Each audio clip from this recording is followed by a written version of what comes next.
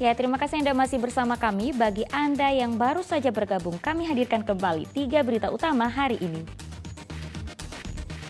Pembunuh 7 bayi hasil hubungan insest dengan putri kandung di Banyumas ditetapkan sebagai tersangka. Ia mengaku setubuhi putrinya dan bunuh bayi atas nasihat guru spiritual untuk menjadi kaya.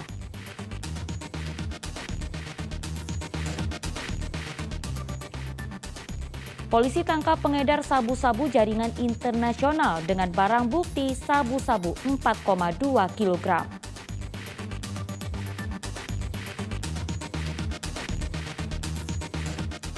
Akibat harga daging ayam semakin mahal, warga Tegal kini beralih membeli ceker.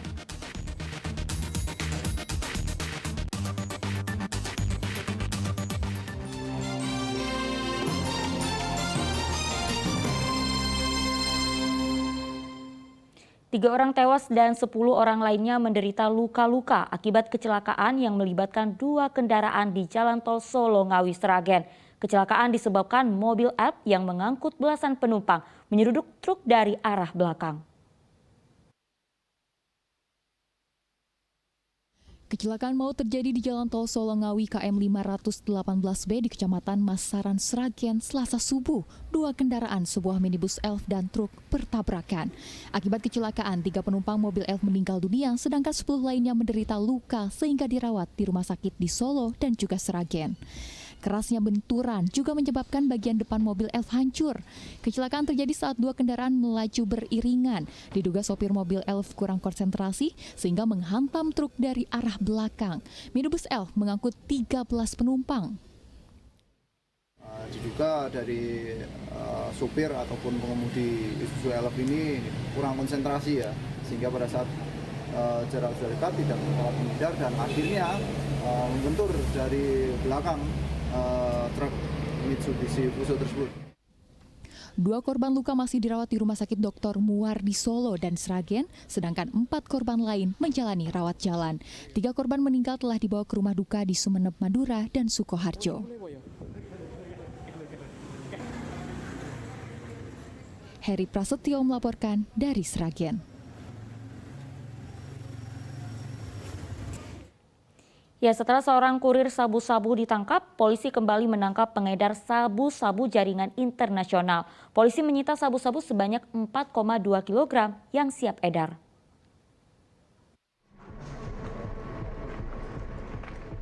Satuan Reserse Narkoba Polres Tegal menangkap pengedar sabu-sabu jaringan internasional bernama Aswadi, warga asal Aceh.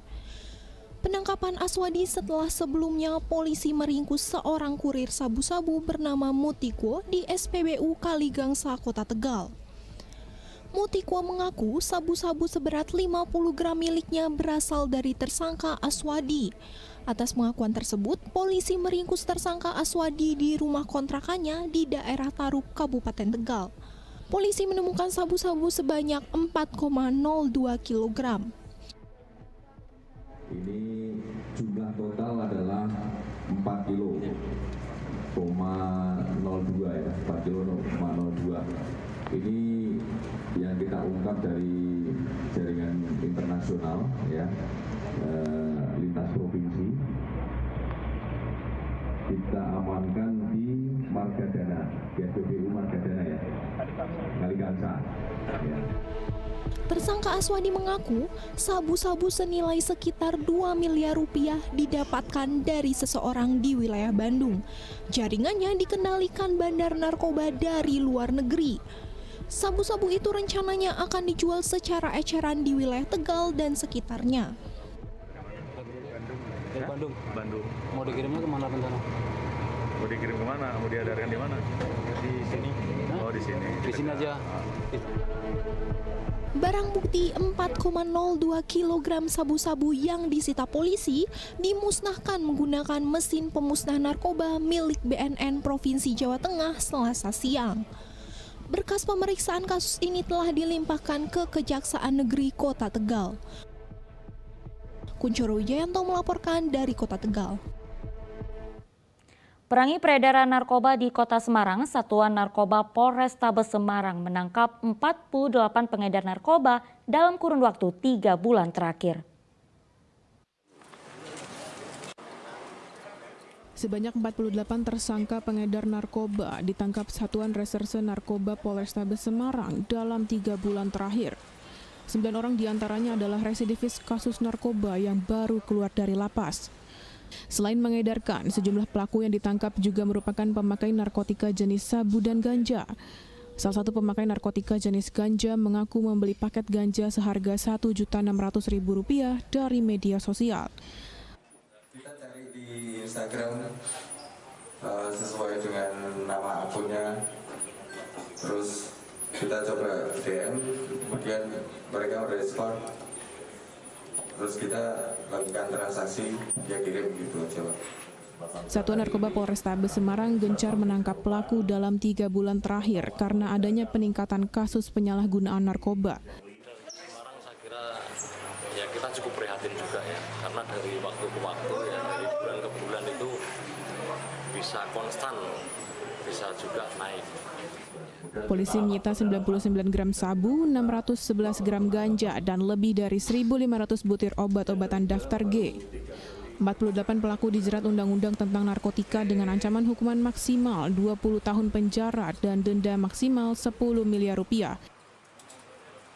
Agus Hermanto melaporkan dari Kota Semarang. Kita beralih ke informasi lainnya, sejumlah PKL yang berjualan di taman dan trotoar sepanjang alun-alun Pancasila Kota Salatiga ditertibkan petugas Satpol PP. Meski berulang kali mendapat surat peringatan, para pedagang masih nekat berjualan.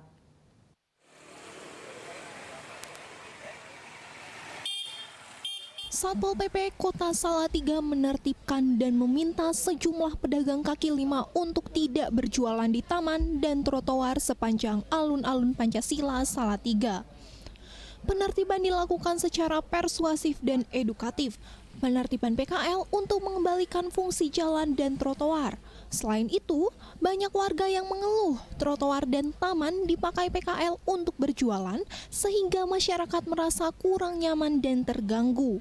Sebelum penertiban, petugas sudah memberikan surat peringatan beberapa kali karena para pedagang masih nekat berjualan. Kami edukasi, kita kasih sosialisasi untuk tidak berjualan di tempat larangan. Termasuk nanti sasaran kami pedagang-pedagang yang ada di memakai kendaraan bermobil. Itu rencana kami nanti kita sisir dulu di kawasan tertib. Habis itu nanti kita geser ke pusat pabrik di sekitar Pasar Raya Jalan Jenderal Sudirman. Salah satu pedagang mengaku nekat berjualan meskipun sudah mengetahui area tersebut tidak boleh digunakan untuk berjualan. Jadi tidak boleh buat jualan. Tapi kalau dulu-dulu ya saya juga di sini sudah berapa tahun. Ya ini mungkin ada perubahan ya, mungkin ya ada pembersihan, ada penataan kota. Saya juga tahu itu Mas. Itu kan sudah lama dikasih edaran itu, tapi kan belum terlaksana gitu. Nah sekarang sudah terlaksana ya juga nggak apa-apa nanti. Dengan penertiban PKL ini diharapkan Kota Salatiga menjadi indah dan bersih. Masyarakat juga bisa dengan nyaman melintasi trotoar dan taman dapat menjadi tempat yang nyaman untuk bermain. Yulianto melaporkan dari Salatiga.